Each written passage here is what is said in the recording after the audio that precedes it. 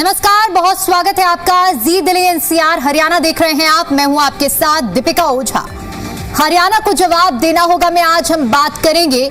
हरियाणा में आज एसआईआर का आखिरी दिन है और आखिरी दिन जो वोटर्स के नाम काटे गए हैं इस पर कैसे सियासत हो रही है।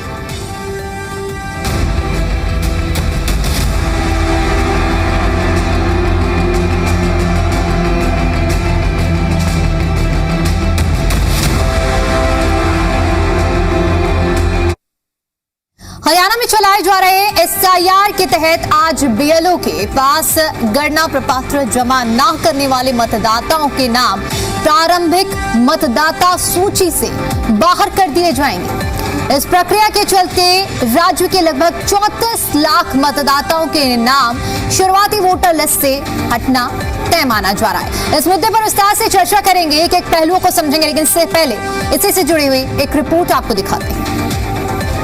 हरियाणा में एसआईआर यानी विशेष गहन पुनरीक्षण अभियान के तहत आज अंतिम दिन है। यह मतदाता सूची अपडेट करने का आखिरी दिन है।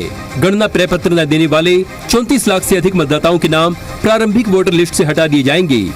मुख्य निर्वाचन अधिकारी श्रीनिवास ने बताया कि 31 जुलाई को प्रकाशित होने वाली सूची में केवल हस्ताक्षरित प्रपत्र जमा करने वालों के नाम ही शामिल होंगे।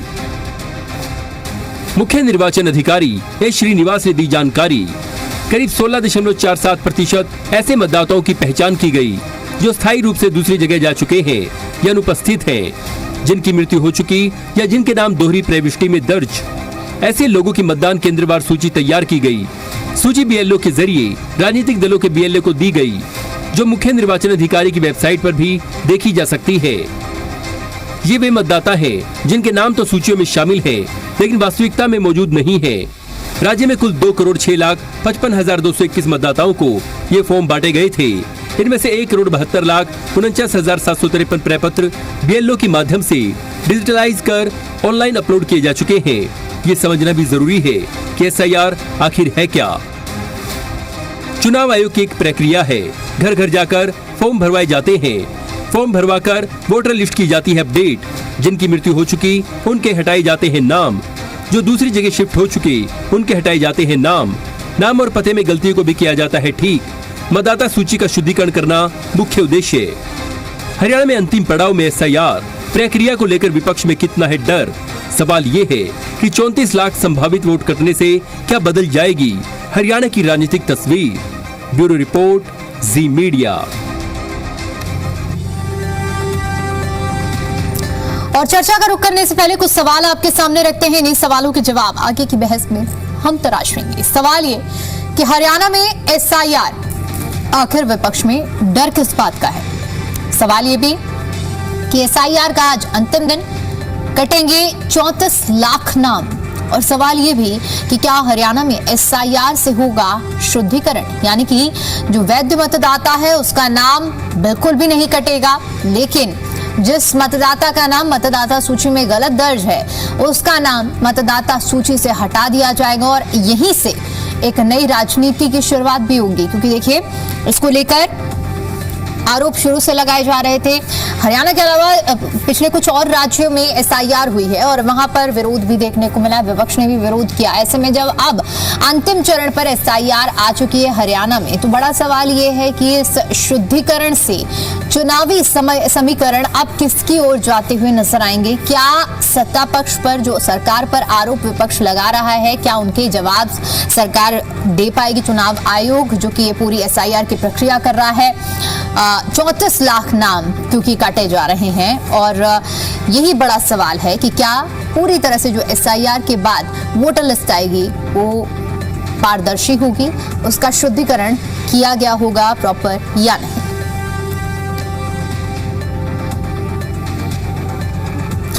चलिए इसी मुद्दे पर चर्चा करते हैं। हमारे साथ कुछ खास मेहमान जुड़ चुके हैं जिनसे मैं आपका परिचय करा देती हूं। प्रियदर्शनी सिंह जी हमारे साथ जुड़ चुकी हैं, प्रवक्ता हैं भारतीय जनता पार्टी से।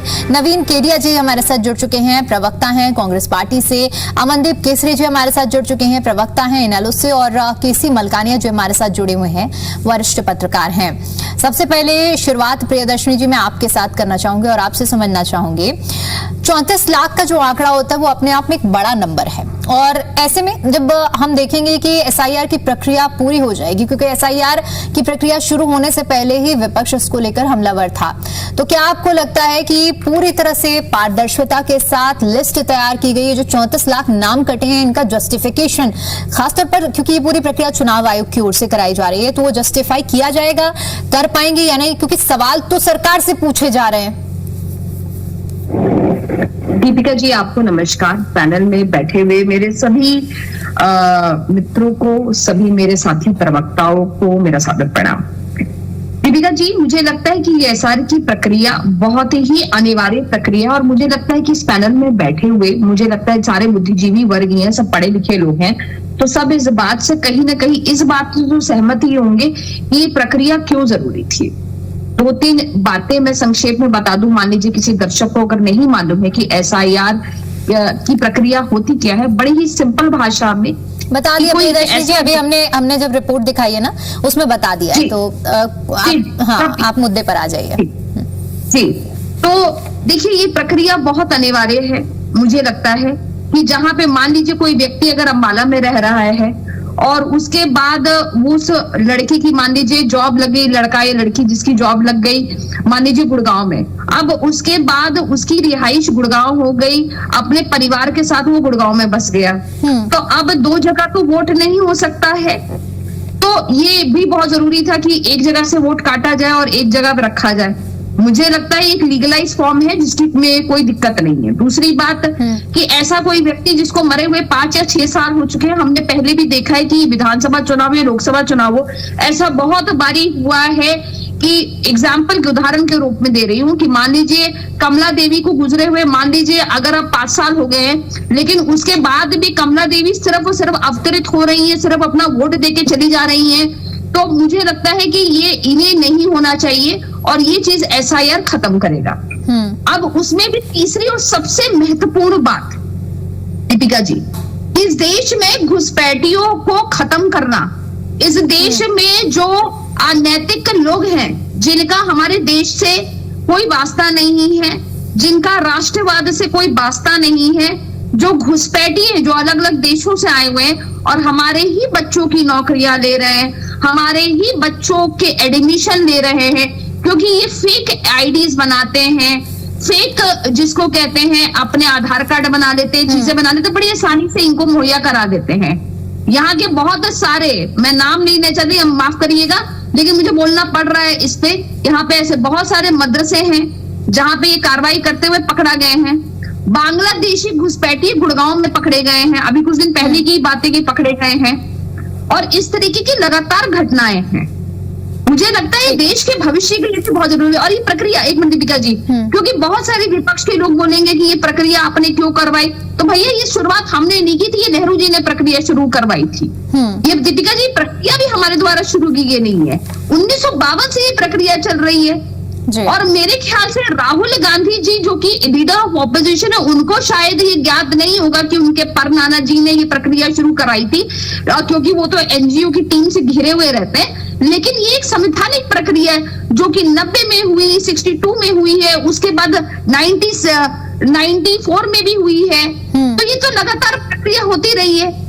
ये तो एक तरह से फिल्ट्रेशन है जो कि बहुत जरूरी है। दूसरी बात दीपिका जी, बस 1 सेकंड में मैम, 1 सेकंड में, दूसरी बात, मैं एक किताब पढ़ रही थी, नेहरू जी की फाइल्स हैं, ये नेहरू की 127 ऐतिहासिक गलतियां, देखिए उसमें से एक बहुत सारी गलतियों में से नेहरू जी की एक गलतियां थी कि मैंने घुसपैठियों के साथ कड़की नहीं की, मतलब जो घुसपैठियों के साथ जो कड़क एक रवैया होना चाहिए, क्योंकि इससे देश के आने वाली पीढ़ी का भविष्य खराब हो सकता है। और आज यही गलतियां जो नेहरू जी की गलतियां थी, वो रजनीकांत पुर्लिकर जी ने लिखी है किताब है, मैं तो बोलूंगी कि कांग्रेसियों को भी पढ़नी चाहिए। नेहरू जी की 123 गलतियां देख रही होंगी दीपिका जी आप स्क्रीन पे। जी ठीक है, मुझे लगता है कि साथ नेहरू जी ने खुद स्वीकारा है, कोटेड है, वोटेड है उनकी तरफ से। चलिए ठीक है, मैं इन पहलुओं पर आऊंगी, दोबारा लौट कर आऊंगी। मैं पहले फर्स्ट रिएक्शन ले लेती हूँ इसी टॉपिक पर, जो हमारे साथ अन्य पैनलिस्ट भी जुड़े हुए हैं। नवीन केडिया जी,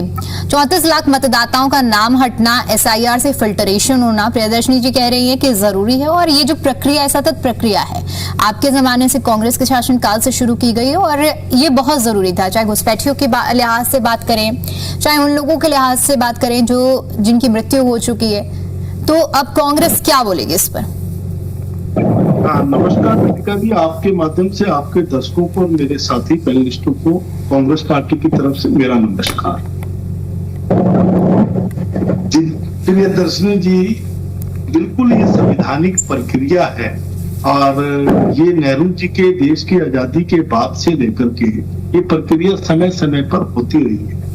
2002 के अंदर भी इस प्रक्रिया का इस्तेमाल हुआ था, और उसके बाद ये लगातार चलती रही है। और इस बार जो हो रही है, हम इसका विरोध नहीं कर, हम पारदर्शिता की बात करते हैं। हम कहते हैं भी किसी भी नाजायज आदमी का वोट नहीं करना चाहिए। आपने 34 लाख वोट कटने की बात करी है, एक मिनट मुझे पूरा टाइम दीजिए, मैं उनकी बातों का 2-3 का बिल्कुल बिल्कुल, आप अपने पॉइंट रखिए। तो हम इसके विरोधी नहीं है, हम केवल इतने विरोधी हैं कि इतनी ज्यादा तादाद में वोटों का कटना, 34 लाख वोटों का कटना, अप्रोक्सीमेटली 2.5 करोड़ में से 34 लाख का कटना एक बहुत बड़ा आंकड़ा है। कोई भी किसी का भी नाजायज वोट न कटे, इसलिए इन 34 लाख वोटों की लिस्टें जारी करें, और वो उनको कारण बताएं भी ये इस कारण से इनके वोटों को काटा जा रहा है, या मर गए हैं, शिफ्ट हो गए हैं, या उनके वोट शिफ्ट हो गए हैं। वो उनका पूरा विवरण जो है वो पटल पे रखा जाए, क्योंकि लोकतंत्र में वोट महत्वपूर्ण अंग है। अब मेरी बहन ने एक बात कही, 1992 की बात करी, राहुल जी की बात करी, एनजीओ से घिरे रहते हैं। राष्ट्रीय स्वयं सेवक संघ क्या है? एनजीओ है, कोई गुंडा दल है, कोई तांत्रिक दल है, क्या चीज है? वो भी एनजीओ है, और ये भारतीय जनता पार्टी की जन्मदाता है। वह एनजीओ समाज की सेवा करने वाला एक अंग है, महत्वपूर्ण अंग है। जितने भी एनजीओ इस देश में चलते हैं वो इस देश की सेवा करने वाले अंग हैं। तो इसलिए मेरी बहन को कहूंगा कि ये एनजीओ से घिरे रहते हैं। अरे आरएसएस ने तो जन्म दिया बीजेपी को, ठीक है। उसको क्या कहोगे आप? अब उसके बाद कहते हैं नेहरू जी। अरे अब तो नेहरू जी ने इस देश को आजादी के लिए जितने साल अंदर रहे, उतने साल तो आपने राज भी नहीं किया। क्या नेहरू जी की आप बात कर रहे हो? नेहरू जी का फोबिया निकालो और इस देश को संभालो। आज जो बच्चों पे लाठियां मार रहे हो, चंदे चोरी कर रहे हो, उनसे भी बचो और इस देश को संभालो। महंगाई से बचाओ देश को। किसानों को डबल आमदनी की बात करी थी, उसकी बात करो। जो बच्चों को बेरोजगारी करने की बात है, उसकी बात करो। चलिए नवीन जी, मैं लौटती हूँ आपके पास में। हाँ। और अमनदीप जी, इनेलो का क्या स्टैंड रहेगा? अभी जैसे नवीन जी अपनी बातों को रख रहे हैं कि हम पूरी तरह से समर्थन करते हैं एसआईआर की प्रक्रिया का, लेकिन जो इसमें कुछ ऐसी कमियां हैं, जो खामियां हैं, कि जो पूरा ब्यौरा है वो सामने आना चाहिए, उनका ये कहना है। इनेलो क्या मानती है इस पर? ऑडियो अनम्यूट कर लीजिए आपका। अमनदीप जी, आप ऑडियो अनम्यूट कर लीजिए, आपकी आवाज नहीं पहुंच पा रही है।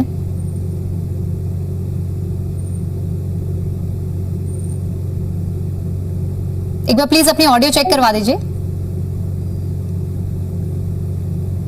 मुझे लगता है कुछ ऑडियो इशू हो रहा है, मैं लौटती हूँ आपके पास में तब तक। केसी मलकानिया जी, 34 लाख वोटर्स।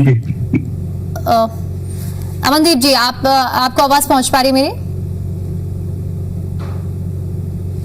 ठीक है, कोई अभी मुझे लग रहा है कुछ टेक्निकल इशू हो रहा है, लौटती हूँ मैं आपके पास में। केसी मलकानिया जी, 34 लाख वोटर्स का एसआईआर से नाम कटना, और पूरे हरियाणा के लिहाज से अगर हम बात करेंगे, प्रियदर्शनी जी ने जैसे कि जिक्र किया कि घुसपैठियों को भी हटाया गया है, ऐसे जो मतदाता हैं जिनका वोट शिफ्ट हो गया है, ऐसे मतदाताओं को एसआईआर में ही वाजिब प्रक्रिया है। लेकिन अब इस मुद्दे पर जैसे कि विपक्ष मांग कर रहा है, अगर सारे पहलुओं से देखा जाए तो कैसे आप इसका विश्लेषण करेंगे? देखो, जो फार्म बांटे गए हैं SIR के, जो वोटर लिस्ट के हिसाब से मतदाता सूची में थे उनके सबको जो है फार्म बांट दिए गए, और जो एक्चुअली रहते थे, एक्चुअली मतदाता हैं जो अब जीवित हैं और कहीं ट्रांसफर नहीं हुए, उन्होंने अपने जो मतदाता फार्म है वो भरकर जमा करा दिए। और जो लोग या तो ट्रांसफर हो गए या जिसकी मृत्यु हो गई या जो घुसपैठिया है, जो इलीगल है, वो अपने जो फार्म भर के दे ही नहीं सकता। कैसे देगा जब वो यहाँ का है ही नहीं? उसको देना पड़ेगा कि आपके पेरेंट्स कहाँ के थे, अगर यहाँ उसका बात का है तो उसको पेरेंट्स का देना पड़ेगा, पिछला पिछोकड़ देना पड़ेगा। अगर वो बांग्लादेश के दूसरी जगह का होगा तो वो नहीं दे पाएगा। इसी प्रकार जिसकी मृत्यु हो गई वो भी कहाँ से फार्म भर के दे पाएगा? वो नहीं दे पाएगा। और जिसकी ट्रांसफर हो गई, जो बदल गया, मकान छोड़कर चला गया, उसका भी नहीं आएगा। तो इस प्रकार जो है वो 34 लाख है, तो जनसंख्या बहुत ज्यादा संख्या है 34 लाख, परंतु मैं समझता हूँ कि इसमें से अगर कुछ होंगे तो दोबारा वोटर बन जाएंगे अगर गलत कटे होंगे। परंतु इसमें BLA की भूमिका जो बहुत महत्वपूर्ण होती है। मैंने देखा कि जब SIR चल रहा था तो BLA के साथ किसी भी पार्टी का BLA नहीं था। तो BLA की ड्यूटी होती है कि जब SIR हो रही है, आपको लगता है कि कहीं गलती हो रही है, किसी का गलत नाम काटा जा रहा है, तो उसको एंटर कराना या गलत काटने से बचाना आपकी ड्यूटी है। परंतु अगर आप साथ नहीं चलते और बाद में आप कहते हैं कि ये गलत काटा गया, दूसरा काटा गया, तो गलत है। राजनीतिक पार्टियों को भी अपनी जो संवैधानिक जिम्मेवारी उसको समझना चाहिए, और उस प्रकार जब SIR हो रही है तो उसमें सहयोग देना चाहिए ताकि किसी का गलत वोट बने ना और ठीक मतदाता का वोट कटे ना। तो इस प्रकार मैं समझता हूँ कि इस प्रक्रिया के बाद जब दोबारा जो जांच होगी और फार्म इन पार्टियों के पास जाएंगे तो वो भी ऑब्जेक्शन उठाएंगे, और जिसका गलत कट गया है वो भी ऑब्जेक्शन उठाएगा। परंतु अभी तक तो प्रक्रिया यही है, जो फार्म बांटे गए और जो वहां नहीं मिले, जिनकी मृत्यु हो गई या छोड़कर चल गए, उनके नाम काट दिए गए। ठीक है, अमनदीप जी, आप तक मेरी आवाज पहुंच पा रही है? जी दीपिका जी, अब आपको आ रही है मेरी आवाज? बिल्कुल, आपकी आवाज पहुंच रही है। सवाल दीपिका जी, जी अपनी बात पूरी कीजिए। जी सर, मैं ये कह रहा हूँ दीपिका दीदी कि सबसे पहले तो जो SIR की प्रक्रिया है, आपकी डिबेट में चर्चा चल रही है, ये SIR की प्रक्रिया इलेक्शन कमीशन ऑफ इंडिया द्वारा चल रही है, भारतीय निर्वाचन आयोग द्वारा चल रही है, और वो एक संवैधानिक संस्था है, वो किसी भी सरकार के अधीन नहीं आती। अभी जो चर्चा में अपनी छाती दोनों राष्ट्रीय पार्टियां पीट रही थी कि भाई वो नेहरू जी को गांधी जी के परदादा ने बहुत वैलिड पॉइंट रखा है मनदीप जी आपने। तो ये फालतू फंड की बकवासबाजी है, क्योंकि निर्वाचन आयोग जो है, इलेक्शन कमीशन है, वो स्वतंत्र संगठन है, वो स्वतंत्र संस्था है, उसको किसी भी सरकार के अधीन नहीं आती हो, ना ही कोई सरकार चलाती हो, ना ही कोई उसको किसी को उसका प्रवक्ता बनना चाहिए। अब दूसरी बात है कि 34 लाख हरियाणा के अंदर वोट जो है वो कटने जा रहे हैं, जिस प्रकार से अभी जो डाटा आया है। हमारा मानना ये है कि शायद ये इलेक्शन कमीशन को बहुत अच्छे से पता है, वो फिर से एक बार काफी सारे वोटरों को समय एक्सटेंड करेंगे। जैसे अभी 16 जुलाई का समय था, अब भी एक्सटेंड करा, क्योंकि ये जो प्रक्रिया इस बार SIR की हो रही है, ये एक आम मतदाता के लिए थोड़ा कॉम्प्लिकेटेड भी है, BLO के लिए भी कॉम्प्लिकेटेड है। जो वोट मैप करनी है 2002 की लिस्ट के साथ, और 2002 के बाद मैं कहूंगा कि हरियाणा के अंदर क्या पूरे देश के अंदर बहुत ज्यादा लोग शहरों की तरफ आए हैं गांव से।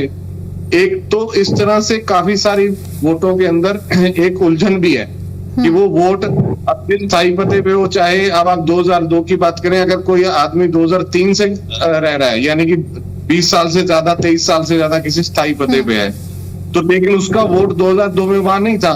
और बहुत बड़ी संख्या में युवा मतदाता हमारे देश और प्रदेश में है, वो तो 2002 में वोटर भी नहीं थे। अब उनको अपने फैमिली वालों का वोट जो है वो अपने गांव से, या वो जिस भी प्रदेश में, जिले में रहते होंगे, वहां से वो मैच करवाना पड़ेगा। तो प्रक्रिया थोड़ी सी कॉम्प्लिकेटेड भी है, सख्त भी है। तो और समय भी इलेक्शन कमीशन, हमें पूरी उम्मीद है कि इलेक्शन कमीशन और समय देगा, ताकि किसी भी जायज वोटर का हक ना कट सके। और दूसरी बात कि उसके बावजूद भी अगर इतनी ज्यादा संख्या में वोट कटते हैं समय देने के बावजूद भी, और वो मैपिंग होने के बावजूद भी, तो एक और सवाल शक के घेरे में आ जाता है कि छोटे से प्रदेश में क्या इतने ज्यादा फर्जी वोट थे? जी। और उन फर्जी वोटों के अंदर जो आप कह रहे हैं कि आप काटने जा रहे हैं, तो आपको ये डाटा भी शो करना चाहिए कि आपके पिछले करीब 10 साल के इलेक्शन के अंदर इन वोटर आईडियों से क्या वोट डली गई है, नहीं डली गई है। उससे ये जो सभी शंकाएं खासकर से इलेक्शन कमीशन को लेकर के, ईवीएम को लेकर के उठती रही हैं बार बार से लोकतंत्र के अंदर, उनका एक बहुत सटीक जवाब मिलेगा। आपके माध्यम से हम यही आवाज उठाना चाहते हैं कि पहले तो एक वोटरों को समय देना, लंबी भी है और उलझन वाली है, आम आदमी के समझ से बाहर है, और एक बीएलओ के लिए भी बहुत ज्यादा काम है, क्योंकि एक एक वोटर तक पहुंचना, एक एक वोटर का डाटा इकट्ठा करना, फोटो लेनी, उसकी मैपिंग करनी, परिवार की मैपिंग करनी, तो एक काफी लंबी प्रक्रिया है और काफी ज्यादा एग्जॉस्टिव काम है। फिर भी सभी हमारे हरियाणा प्रदेश के कर्मचारियों ने बहुत बखूबी बहुत अच्छा काम किया। हालांकि भारतीय जनता पार्टी की सरकार उन कर्मचारियों को बार बार बदनाम जरूर करती है कि भाई वो इनेलो के राज में, कांग्रेस के राज में वो तो ऐसे ही भर्ती हो गए हैं, वो काबिल नहीं है, क्योंकि इन्होंने तो कोई भर्तियां नहीं करी। लेकिन सारा का सारा काम, सरकारी तंत्र का सारा काम जो है वो सरकारी कर्मचारी कर रहे हैं। ये इनको हर रोज बेइज्जत करते हैं, लेकिन सबसे ज्यादा काम भी वही करते हैं। वो बधाई के पात्र हैं और मुझे उम्मीद है कि इलेक्शन कमीशन, हम फिर उसे मांग करेंगे, किसी भी नाजायज वोट को नहीं काटेगा। ठीक है, एक बार 2 बार कम से कम वोटर को अपनी जो है, अगर किसी को आपत्ति है इलेक्शन कमीशन को उसकी वोट पर, तो वोटर को भी एक अधिकार चाहिए, उसको एक मौका देंगे उसकी सुनवाई बिल्कुल। जो जायज वोट है वो कटना नहीं चाहिए और नाजायज वोट रहना नहीं चाहिए, और पूरे देश में यही प्रक्रिया होनी चाहिए।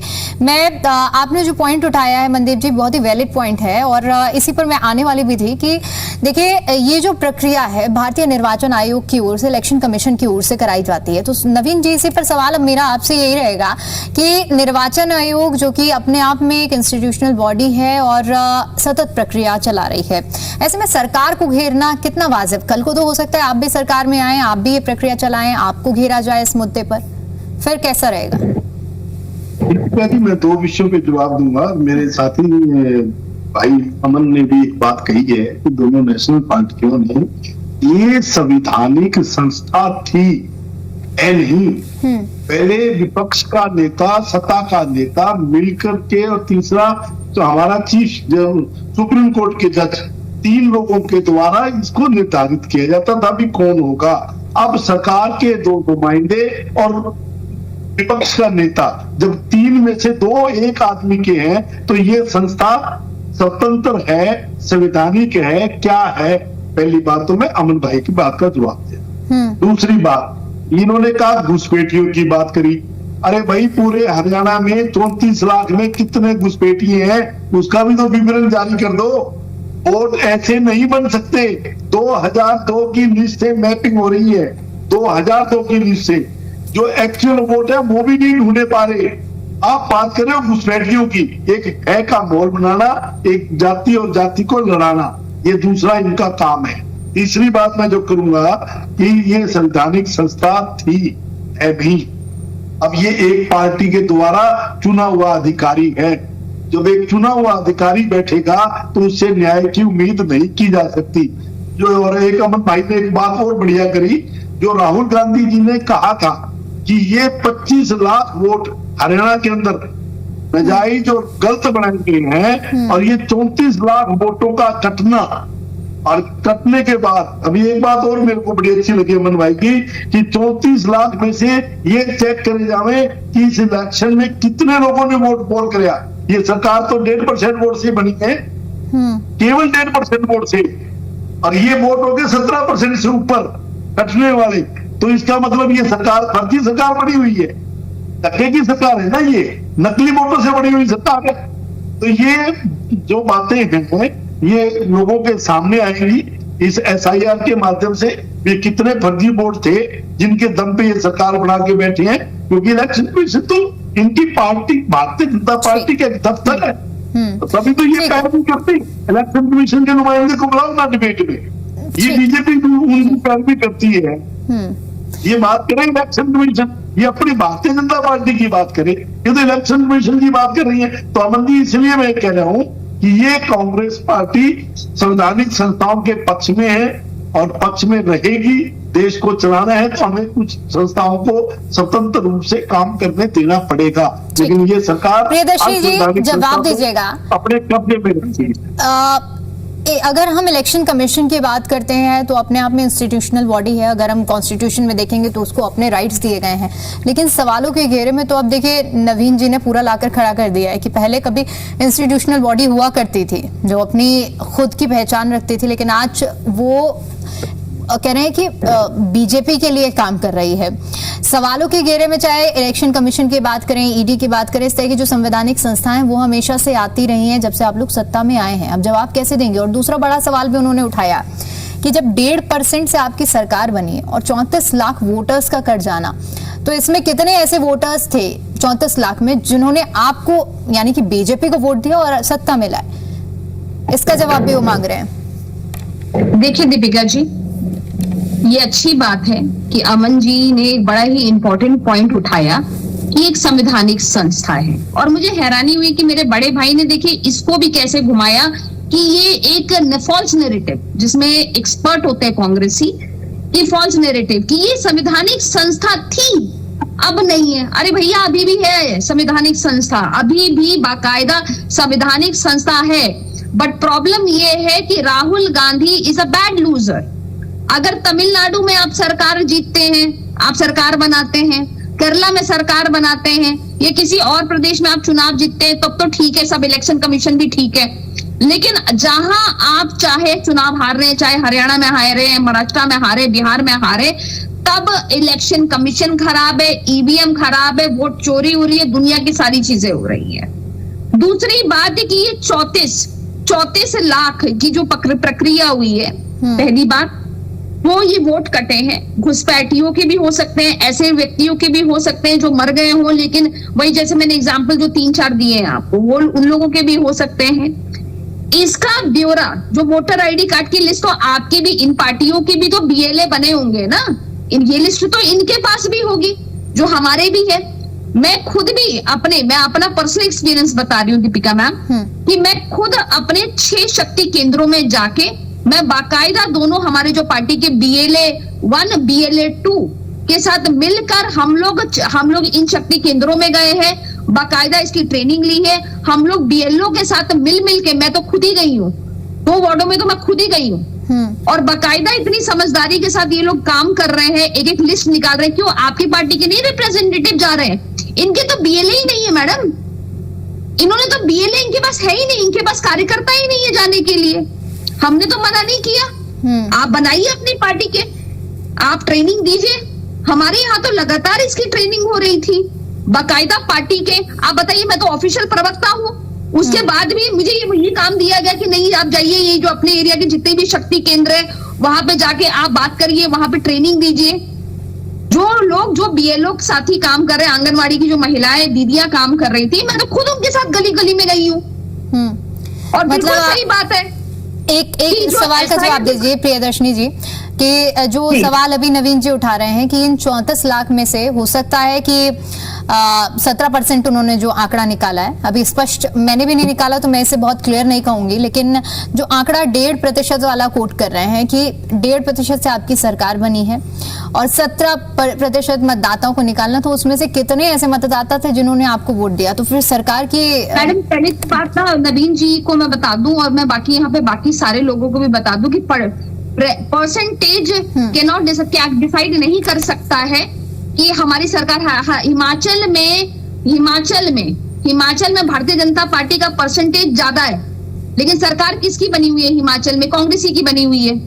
अब ये परसेंटेज छोड़े, सरकार जिसकी आंकड़े, जिसके नंबर्स होते हैं, जिसकी सीट होती है, उसकी सरकार बनती है। हकीकत ये आप दिल बहलाने के लिए ये ख्याल अच्छा है, गालिब ये करते रहे पूरे 5 साल है, ऑल इज गुड, ये इनका प्रॉब्लम है, हमारा प्रॉब्लम नहीं है। दूसरी बात, तो 34 लाख जो बोल रहे हैं, इसकी प्रक्रिया भी तो सरकारी प्रक्रिया है ना, हमने तो नहीं की है।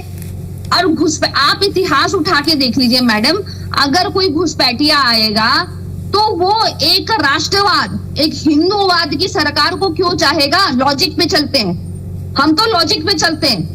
वो तो ऐसे ही चाहेगा ना पार्टी को कि जो आतंकवादियों को बैठ के ताजमान सिंह में बिरयानी खिलाती थी, वो तो ऐसा चाहेगा। वो तो ऐसे लोगों को ऐसी सरकार चाहेगा ना जो अरुंधति रॉय जैसे लोगों को अवार्ड देती थी। अमनदीप जी ने भी बहुत वैलिड पॉइंट्स उठाए हैं। उन्होंने भी एसआईआर की प्रक्रिया को लेकर भी कि क्या कोई घुसपैठिया हमें क्यों वोट देगा? भारतीय जनता पार्टी को वोट नहीं देगा। ये 20% की आबादी, ये 20% की आबादी, देखिए मैं बड़ी एकदम खुलेआम आपके मंच पे बोल रही हूँ, ये हमें वोट नहीं देने वाली है, ये हकीकत है। हमारा वोट बैंक, मैं तो ये हम वोट बैंक की बात कर रहे हैं ना, ये क्यों देंगे? काहे के लिए देंगे? हमको नहीं देंगे ये हमको। तो फिर किसको दिया होगा वोट? आपके हिसाब से फिर किसको दिया गया होगा वोट? फिर वो इन्हीं को देते हैं, इन्हीं को दिए हैं। मैं बता रही हूँ, जो इनके विधायक आए तब होंगे तो फिर ना, चुनाव अब भी मैं निष्पक्ष, फिर निष्पक्ष चुनाव की जो बात कही जाए, अगर प्रियदर्शनी जी अगर ऐसा है तो फिर चुनाव भी शक के दायरे में है, घेरे में, अगर ऐसा है तो? चुनाव कैसे शक के दायरे में? इन्होंने ये चोरी की अपने समय पे, अब इनकी चोरी पकड़ी गई है, अब सफाया हो गया है, अब फिल्ट्रेशन हो गया है। ये तो कांड इन्होंने हुड्डा साहब के समय पे किए हैं सारे के सारे। चलिए ठीक है, बहुत छोटा सा रिएक्शन नवीन जी, बहुत छोटा सा, ठीक है, एक बहुत छोटा सा रिएक्शन दीजिएगा, उसके बाद अमनदीप जी करूंगा। बिरयानी का शौक तो मोदी जी को है कि जन्मदिन की बधाई देने के लिए बिरयानी खाने के लिए थे। पूरे हरियाणा के अंदर अगर आप बात करते हैं, मैं सिरसा से संबंध रखता हूँ, और जितने घुसपैठिए हमारे सिरसा में हैं लगभग 250 परिवार है, और 250 के 250 परिवार हिंदू हैं। एक भी मुसलमान परिवार यहाँ पाकिस्तान से शिफ्ट नहीं हुआ। जो घुसपैठिए जिनकी बात कर रहे हैं वो इलाहाबाद हल्के में रहते हैं, 250 परिवार है, सारे के सारे हिंदू हैं। मैं मेरी बहन को एक बात ये बता दूं। दूसरी बात, आपसे मैंने ये कहा कि पूरे हरियाणा में 34 लाख में घुसपैठिए, जो आप जिनको घुसपैठिए कह रही हो, वो 1% है, आधा % है। कितने लोग हैं? 250 लोग हैं, 500 लोग हैं, 1000 लोग हैं, कितने लोग का आंकड़ा तो दीजिए। घुसपैठिए आंकड़ा तो बताओ, इतने लोग घुसपैठ के। आपकी सरकार है, इलेक्शन कमीशन आपका है, उनसे एक बात तो पूछिए। कभी इलेक्शन कमीशन ने जवाब नहीं दिया। हमने तो उससे भी पूछा कि कोई बताइए घुसपैठिए कितने पाए आपको, बिहार में कितने पाए, पश्चिम बंगाल में कितने पाए, उनका आंकड़ा तो दो। घुसपैठियों का आपने FIR वहां भी करनी। मैं प्रियदर्शनी जी फिर आती हूँ, मैं अमनदीप जी के भी कुछ सवाल होंगे, फिर उसके बाद मैं आपसे रिएक्शन लेती हूँ। अमनदीप जी, सवाल यहाँ पर ये उठ रहा है कि अब चलिए, अगर हमने कहते हैं कि अगर गत बातों को छोड़ दिया, जो चुनाव हो गए उसको छोड़ें और आगे भविष्य की बात करें, तो जो SIR हो रहा है, जो नई वोटर लिस्ट जो फिल्टर्ड होकर तैयार हो रही है, तो क्या मान लिया जाए कि अब आगे के लिए जो पटकथा लिखी जा रही है वो पूरी तरह से निष्पक्ष होगी और उससे मुख्य विपक्षी दल जो है वो पूरी तरह से सेटिस्फाई यानी कि संतुष्ट रहेंगे?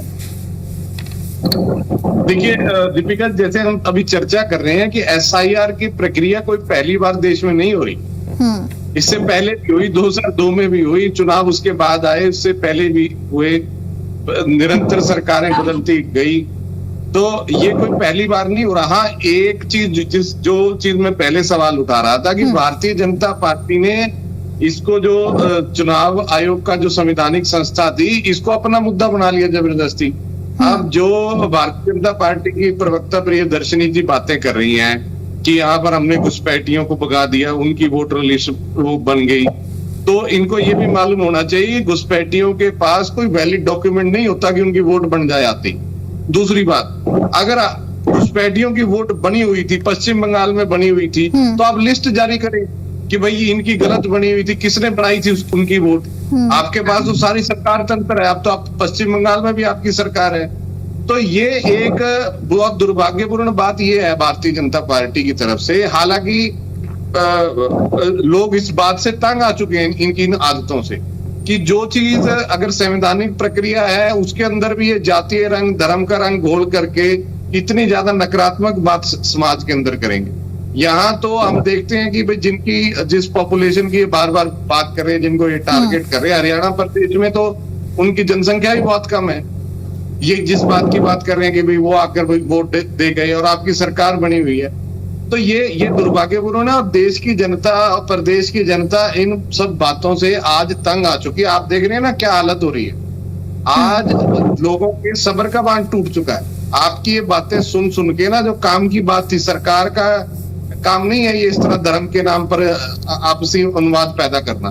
जहाँ धर्म के नाम पर जहाँ पे मुस्लिम धर्म कम होगा वहां पे जात के नाम पर शुरू कर देते हैं। हरियाणा में जाट नॉन जाट कर देते हैं। तो ये अब लोगों ने 12 साल सुन ली आपकी बातें और लोग इस बातों से ऊब चुके हैं।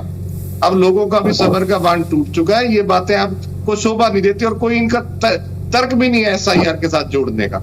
आप बताइए ना, हरियाणा में मैंने कहा कि क्या वोटर लिस्ट, और भारतीय जनता पार्टी फिर वही बात है, प्रवक्ता बनती है चुनाव आयोग की। इनको पता है नहीं, क्या ये बता दें कि क्या ये वोटर लिस्ट जारी करेंगे उनके जो जिनकी वोटें कटेंगी, और उसमें से कितनी वोट के जिसको सो कॉल्ड घुसपैठिया कह रही हैं उनकी, उसमें से कितनी वोटें होंगी उनकी। और ये ठीक कहा कांग्रेस के भाई नवीन जी ने कि घुसपैठिया शब्द ये इस्तेमाल कर रहे हैं जो दूसरे देशों से लोग आए, उसमें हिंदू भी बड़ी तादाद में आए। आप सीएए लेकर आए थे, आपने बार बार बोला था कि हम तो सीएए उनके लिए लेकर आ रहे हैं जो हमारे हिंदू भाई हैं। और पाकिस्तान में जिस प्रकार से पाकिस्तान की पिछली सरकारों ने खासकर से पिछले 10 से 15 सालों के अंदर जो वहां पर अत्याचार किए, उससे हिंदू परिवार भी बहुत भारत के अंदर पलायन आए।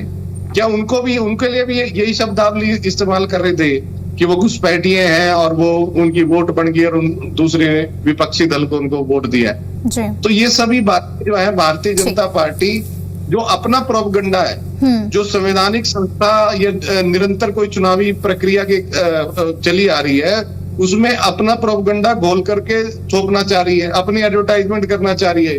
और इनका एक ही प्रोपगंडा है कि फूट डालो और राज करो, लोगों को बांटो आपस में। चलिए ठीक है, जवाब दे दीजिए प्रियदर्शनी जी, नवीन जी का भी और अमनदीप जी का भी। देखिए, सबसे पहली बात मुझे बड़ी हैरानी होती है, इन्होंने चलिए दोनों प्रवक्ताओं ने एक बात तो क्लियर कर दी कि अपनी वाणी से कि इनको 80% हमारे जो देश की जनसंख्या है उनका वोट नहीं चाहिए, ये 20% का चाहिए या घुसपैठियों को चाहिए। चलिए, इन्होंने तो ये साबित कर दिया, लेकिन हमें तो चाहिए भाई, हमें तो चाहिए, भारतीय जनता पार्टी को तो चाहिए। और भारतीय जनता पार्टी तो साफ साफ ये बोलती है कि खड़ी है अपने बहनों और भाइयों के साथ। भारतीय जनता पार्टी को इसको बोलते हुए कोई भी संदेह नहीं। और सेक्युलरिज्म की जहां तक ये लोग बातें करते हैं, एक मिनट, मैं आपकी बारी में नहीं टोकी थी दीपिका जी, मैं किसी की बारी में टोकती नहीं हूँ, मैं आशा करती हूँ कि कोई ना टोके मेरे को। नहीं, सुन लीजिए नवीन जी, सुन लीजिए, फिर उसके बाद आप सुन लीजिए, बात सुन लीजिए। तो ये इन्होंने क्लियर कर दिया अपनी वाणी से, पहली बात। दूसरी बात, नहीं नवीन जी, आप अपनी बारी में बोल दीजिए। दीपिका जी, हम ऐसे डिबेट करेंगे। दीपिका जी, नवीन जी दीपिका आप बोलेगा, आप अपनी बात में आऊंगी। नहीं, कैसे नहीं होगा, आप बात ही नहीं कर रहे हैं, आपने ये मैसेज दे दिया क्लियर। दूसरी बात, नहीं दूसरी बात, मैं गलत नहीं समझ रही, एकदम क्लियर समझ रही। इन्होंने अलगाववादियों को 1800 की ताजमान सिंह में इन्होंने यासीन मलिक जैसा। आज यासीन मलिक कौन है? अच्छा, यासीन मलिक आतंकवादी है या नहीं, ये बताओ आप ये बता दो। चलो नवीन भाई, आप ये बता दो, यासीन मलिक क्या आतंकवादी है या नहीं? हाँ या ना? आप स्पेशल टाइम रख लीजिए, मैं आपके साथ डिबेट करने के लिए तैयार हूँ हिंदू धर्म के ऊपर। आप स्पेशल टाइम रख लीजिए, आपने तो टाइम रखिए और आपको हिंदू धर्म की परिभाषा ही बता दीजिए, क्या है हिंदू धर्म? आप उसकी परिभाषा ही बता दीजिए, एक आप हिंदू धर्म की। मैं सारे सनातनियों भाइयों की तरफ से, बहनों की तरफ से साफ-साफ बोल रही हूं। सनातन धर्म मुझे मत सिखाइए नवीन जी सनातन। आपने मेरी रगों में सनातन, दोनों प्रवक्ता जो है इनको बहुत नहीं चाहिए। अरे दूसरी बात, बंद कर दीजिए। अरे हम ऐसे डिबेट करेंगे। तो दूसरी बात, लव जिहाद, बड़ी क्लियर कट बात। लेकिन इस तरीके से नहीं होते। दीपिका जी मुद्दे पर बात करिए। देखिए, एक सेकंड प्रियदर्शनी जी, नवीन जी, मैंने आप दोनों को नहीं रोका कि ठीक है, आप 1-2 मिनट अपनी बात रख लीजिए, लेकिन ऐसे आउट ऑफ द बॉक्स जाकर 2 और गेस्ट हमारे साथ बैठे हुए इंतजार कर रहे हैं अपनी बातें रखने के लिए। आप आज हम सनातन पर चर्चा नहीं कर रहे हैं, हिंदुत्व पर चर्चा नहीं कर रहे हैं, बिरयानी पर चर्चा नहीं कर रहे हैं। Please out of the box जाकर बात मत करिए। टू द पॉइंट, SIR पर जो बात करनी है, वोटर्स पर जो बात करनी है, उस पर करिए प्लीज। मैडम हम सनातन पे बिल्कुल चर्चा नहीं कर रहे एकदम ना। मैंने ये शब्द का प्रयोग भी किया था। ये शब्द भी अगर प्रयोग किया है तो सबसे पहले नवीन जी ने किया, मैंने ये शब्द का प्रयोग भी नहीं किया। नहीं तो मैं मैंने तो पर्टिकुलरली आपको नहीं बोल रही प्रियदर्शनी जी, जो भी इस्तेमाल कर रहे हैं डिबेट में, देखिए ये चीजें यूज हुई है ना, सनातन की डेफिनेशन, हिंदुत्व की डेफिनेशन, आज हम उस पर चर्चा नहीं कर रहे हैं प्लीज। तो SIR पर रहिए। Deepika ji, you can't put words in mouth ना। आई डिड नॉट से ना, मैंने क्या बोला कि हिंदुत्व की डेफिनेशन क्या है, या मैंने क्या बोला कि सनातन शब्द का शब्द ये सारे कौन यूज कर रहा है, क्योंकि इनको डर है, इनके मन में चोर है, मेरे मन में तो चोर नहीं है। ठीक है, अब मुद्दे पर आ जाइए, मुझे मलकानिया जी के पास भी जाना है, उनका भी रिएक्शन लेना है। हाँ, हमें वो 80% वोट चाहिए, हम उनके साथ हैं, हम उन भाई बहनों के साथ हैं, हम उन भाई बहनों के साथ हैं। मैं लौटती हूँ प्रियदर्शनी जी, मैं लौटती हूँ। इस बीच देखिए मौका नहीं, अब दूसरी बार मेरे उनसे रिएक्शन ले लीजिए प्लीज। मलकानिया जी, आप सॉरी मैडम, आपको समय नहीं दिया क्या मैंने? इससे पहले भी आप बोली हैं, आप 2 मिनट का रिएक्शन तो प्लीज उनसे लेने दीजिए ना, मैं आऊंगी आपके पास। विचार नहीं चाहिए तो कोई बात नहीं, मैं आपसे निवेदन करती हूँ कि मुझे आज के बाद ना बुलाया करिएगा, कोई दिक्कत। चलिए बोलिए, ठीक है, ठीक है, मैं आपको बीच में रोकूंगी, वो भी अच्छा नहीं है ना। आपकी बात पूरी होने के लिए पूरा समय दूंगी, पहले एक रिएक्शन उनसे ले लेने दीजिए। पार्शलिटी कर रहे हो, सॉरी, आप पार्शलिटी कर रहे हो, बिल्कुल पार्शलिटी। आप डिबेट खोलकर देखिएगा, आप डिबेट खोलकर देखिए, आपको खुद पता चल जाएगा कि किसको कितना समय दिया गया है और कितना ज्यादा समय दिया गया है। ठीक है, अगर आप अपने 2 मिनट में ये पूरी बात पूरी कर लीजिए तो आप बोलिए, वरना फिर मैं दोबारा लौटती हूँ आपके पास में। It's a request, it's a humble request. वो भी गेस्ट हैं हमारे, जैसे आप हमारी गेस्ट हैं, आप हमारे रिस्पेक्टेबल गेस्ट हैं, वैसे ही वो भी हमारे गेस्ट हैं। वॉइस आपको कम करवानी चाहिए थी, सॉरी। आप मैम, एंकर क्या होता है मैम? मॉनिटर होता है। मैडम, मैं सबको रोक रही हूँ, सबको बराबर समय दे रही हूँ। मलकानिया जी, आप बताइए कि SIR जो फिल्टर्ड किया जा रहा है, क्या आपको लग रहा है कि आगे जो चुनाव अब होने वाले हैं उसका कितना पॉजिटिव इम्पैक्ट अब देखने को मिलेगा पॉलिटिकल पार्टीज के हम प्रदर्शन की अगर हम बात करें उस पर? इनका जी जो वोट कट जाते हैं ना, जाली वोट है या छोड़ गए हैं तो वोट कट जाते हैं, उससे पता लगता है कि हमारा जो वोटर है कितने वोट। अगर आपने देखा जहां जहां SIR हुई है और उसके बाद मतदान हुआ तो परसेंटेज बढ़ा है, तो परसेंटेज बढ़ने का मतलब यही है कि पहले जाली जो वोट थे या तो मर चुके थे या छोड़ चुके थे, ऐसे वोटर थे, इसलिए वो वोट जो है वोट नहीं पड़ता था। परंतु जब वो वोट कट जाएंगे और एक्चुअल वोटर रह जाएंगे तो मतदान जो प्रतिशत है वो भी बढ़ता है। और जहां तक ये बात है कि 2002 का जो आंकड़ा लाना पड़ता है, उसके बाद भी कई लोग जो है वो पैदा हुए हैं और वोटर बन चुके हैं, तो कई बार दिक्कत आ जाती है कि जो बहू शादी करके आई है उसको पीछे से जो वोट लाना है, कहीं उसके पेरेंट्स वहां नहीं है, किसी की मृत्यु हो चुकी है, वोटर कार्ड नहीं है, तो उसमें दिक्कत आती है। तो इससे थोड़ा सा जो है ये सोचना चाहिए कि जो पिछले कई सालों से वोट कर रहा है, मतदान कर रहा है, तो उसके लिए कोई और साधन देखना चाहिए कि अगला वो एक्चुअल वोटर है परंतु वो पीछे से वोट नहीं ला पाया, तो उसे कोई ना कोई स्पेस देनी चाहिए जिससे वो प्रमाण दे सके कि मैं एक्चुअल वोटर हूँ और यही का वोटर हूँ। मेरा पिछला जो माता पिता है उनका वोट लाना या सास ससुर से वोट लाना मेरे लिए कठिन है,